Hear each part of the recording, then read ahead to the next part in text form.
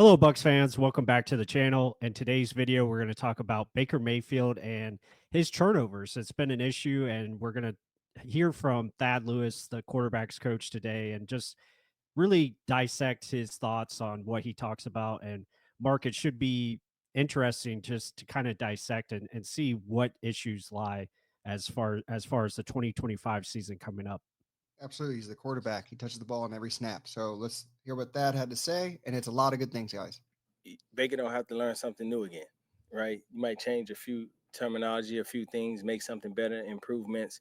Um, but for a quarterback to succeed and thrive, he has to have the same system, speaking the same language. This would be his first time doing that in 3 years, So for 2 years in a row, having the same system. So I look for him to excel, and to master it.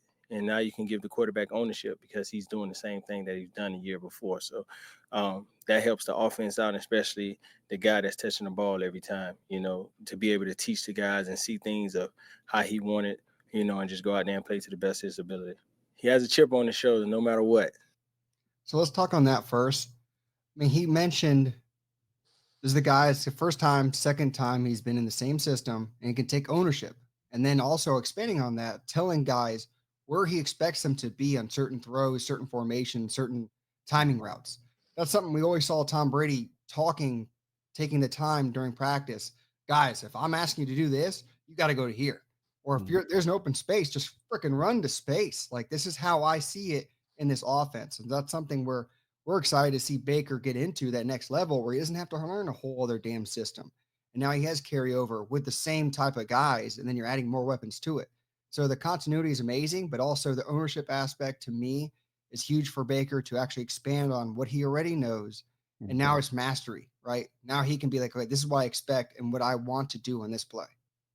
Yeah, I think all those things that you just mentioned, it goes into it because continuity is a big thing. It's important for knowing who the personnel around you is. Like you have the same offensive line, so that's going to be big. You know how they block, you know what to expect, and then the skill position players timing in general should be much improved, and that makes a huge difference because from the snap to the drop back to the routes, all those things, it matters a lot. And we could see like on some of, when we talk about turnovers, and that'll be our next thing that we discuss, but you could see on some of it was timing issues, some of it was just Baker himself. So if he can take that next step in maturation and an ability to understand and see things before they happen, that should make the offense a better operation overall.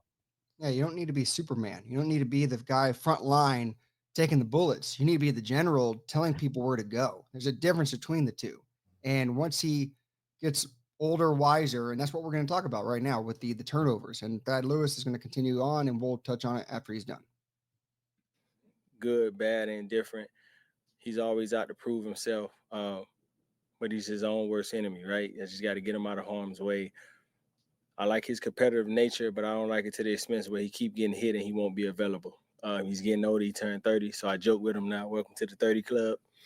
You're older now, so them hits you took when in your 20s, might affect you a little different in your 30s. So, just to get him to start being smart, take less hits, throw it away, maybe get down, and only, be competitive in situations called gotta have it situations, a first down, touchdown, end of the game, things like that. So, but I love him to death. I wouldn't trade him for nothing or his competitive nature.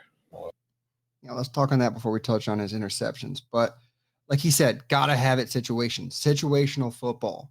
Like not every play is a gotta have it play. And that's Right. something where Jameis Winston got in trouble all the damn time. Sometimes it was blindly just thinking this is the play I got to just force it into that window. Mhm. But it's also understanding, okay, if we're past the 50, let's not throw a turnover. If we're inside our own red zone, we got points. Yeah. Don't give it up. Like that Baltimore Ravens game. You can't do that. If you're holding it that long, learn to throw it away, get down, stop taking the hits that he was taking. Even like we did that Graham Barton film study. Sometimes if the guy's in your face like that, don't hold on to it, especially at the time of the game. Like if get rid of it, play for another down. You don't necessarily have to be the superhero on every play. Yeah, for sure. I think, and you look at his stats, that was a big thing. Like, and we'll get into that here in a little bit, but 80 sacks over the last 2 seasons here with the Buccaneers. That's something that you just can't have. That has to improve. And a lot of those sacks, is on him because, like you said, he's holding the ball too long, trying to make that big play instead of just let's get rid of the ball, let's hit the check down, let's keep the ball moving. I think that's the biggest thing, but like Thad said, his worst own enemy, and that's something where he's just gotta get better. And the Buccaneers are putting a lot on continuity and hoping that he can become that guy because if he does, obviously it's going to mean good things for the Buccaneers. Absolutely. And then to finish it off, he's talking about these actual turnovers that we're mentioning, and it's the big talking points, guys. And we talked about it. I would think he had 14 picks, 11 of them, or 11 of them came in situational football, red zone, 2 minute, and just understanding where we can be aggressive and where we could cut our losses. So now you just, you know, emphasizing on situational football, what to do with it, what not to do with it. And, that's what the all season about, and he was honest with himself. He understands that we cannot turn the ball over if we want to be a great team to compete in the NFC, be one of the top dogs and not cut it close like we have the last 2 years.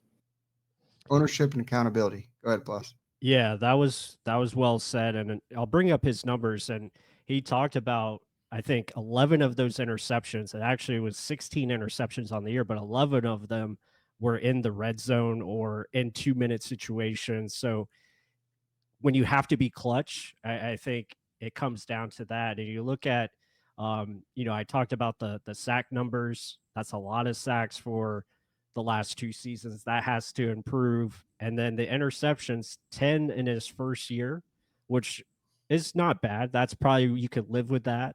But 16 this past season, especially in crunch situations or crunch time where you got to have, better results, it just didn't work out. And then another factor we didn't talk about is the fumbles. 9 fumbles, only one of them lost, but 9 fumbles on the year. That's again just better protection has to be emphasized for Baker Mayfield. Yeah, touching on the fumbles, like the Dallas Cowboys game. He Yeah. fumbles it and he lost like 30 damn yards on the play. Like, Mhm. yeah, I think we got it back, but still, it's like that was points. That was at least a field goal we had on the board, and it's gone. It's situational football of your turnovers. 11 of your 16 were in situations where we could have scored, or it's 2 minute. Yeah. It's like you got to think about what are we doing in these points, and with all of our games being so close every year, that's a contributing factor. Everyone's like, "Oh, well, he had to carry the team on his back." No, he doesn't. He has to just get it to the guys to make the better play. There's someone open on every play, and if it's not, you got to throw it away and live for the next one. Because if you're gonna throw it to someone, it's either gonna be our team or the other team. So you got to make that decision in your head every down, and it's not being a Superman about it. It's just being, where should I be throwing this ball? And with the second year in the same system, same guys, you're just adding one weapon who's going to be your third receiver. Everyone else is the same. So Yeah. you have the continuity that everyone says, "Oh, he needs it. He needs it." The Browns did that once they fired their coach. Oh, let's keep the offensive coordinator, right? So let's see. Does he take that next step? Like he said, they talked about it in the offseason. He's taking a lot of ownership and accountability for it, understanding that if they need to be where they need to be, stop beating yourself. Stop being your own worst enemy. And let's make the other team beat us. Because we're like you're showing right now. Look at all these damn games that are so close. Mm. If there's not a certain interception or certain fumble or certain pushing us back for no random reason, it's Yeah. not all on him, but he is a giant leading factor of it. Yeah, for sure. And I was just looking at those two games, the Baltimore game and then the Falcons game, the interceptions in those stand out because those were big factors in turning the game, turning the tides to the other team. So those are things that he's just got to be mindful of and understand. Okay, I have a good team around me. I need to trust them in order to continue and just play within the game, play within the structure, continue to move the ball, get the ball out of my hands, understand the situation. I think that's going to be the biggest thing he's going to have to mold his game around and like, okay, we're in the fourth quarter, we're in a certain situation. I know the score. This is what I have to do in order to not cost my team the game at that particular time. So that's going to be huge. Again, it's just something, unfortunately, with his career stats, it's always been kind of an issue.